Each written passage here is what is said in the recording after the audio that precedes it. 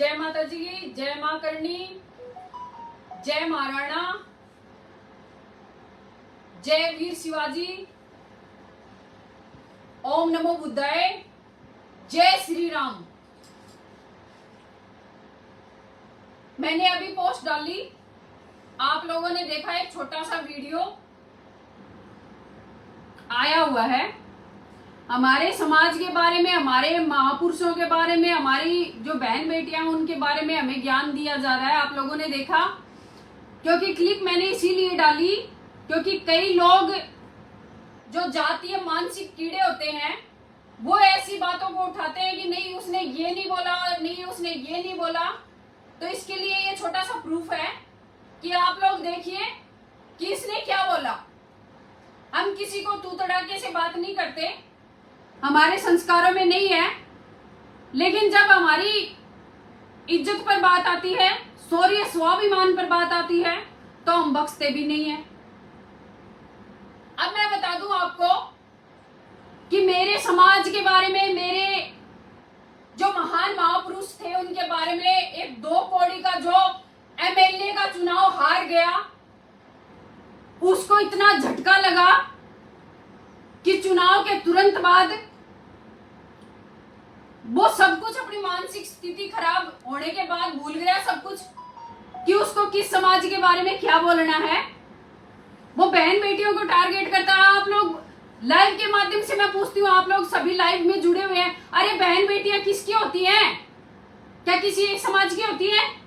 क्या राजपूत समाज में बहन बेटियां जन्म लेती हैं, या फिर एक जाट समाज में बहन बेटियां जन्म लेती हैं, एक मेघवाड़ समाज में बहन बेटियां जन्म लेती हैं?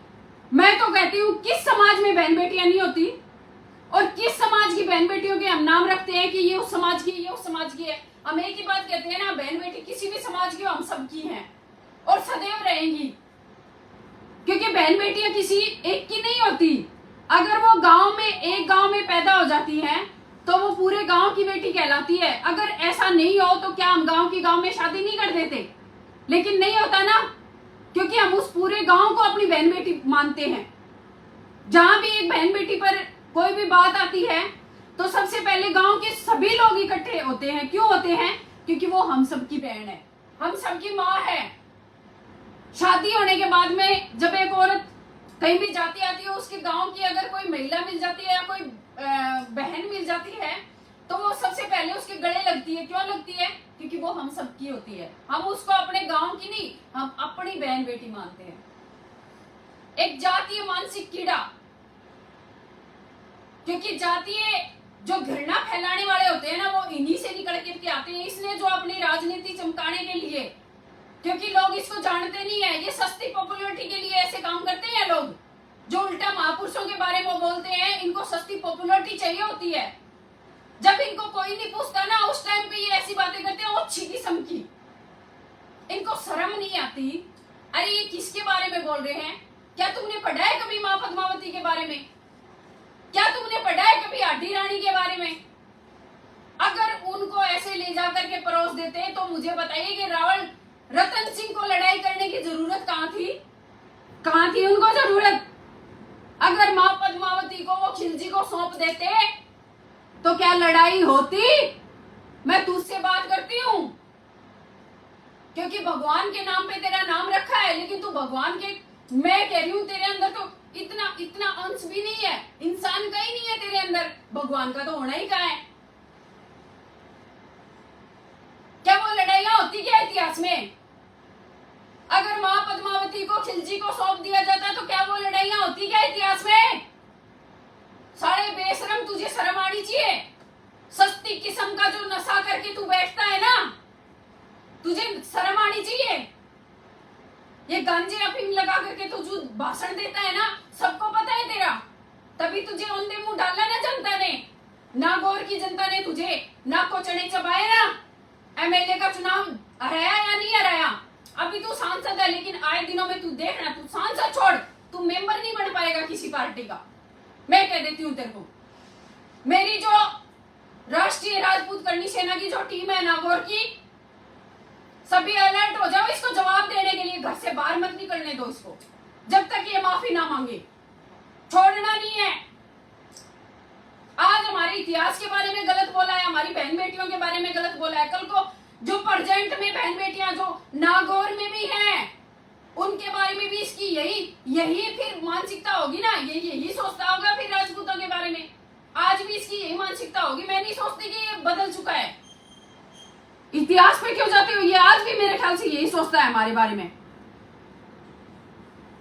ऐसे लोगों को इनकी औकात दिखाने का वक्त है, और मैं कहती हूं दिखाओ, ताकि आगे बोलने से पहले 7 बार सोचें। सालों, तुम्हें शर्म नहीं आती क्या?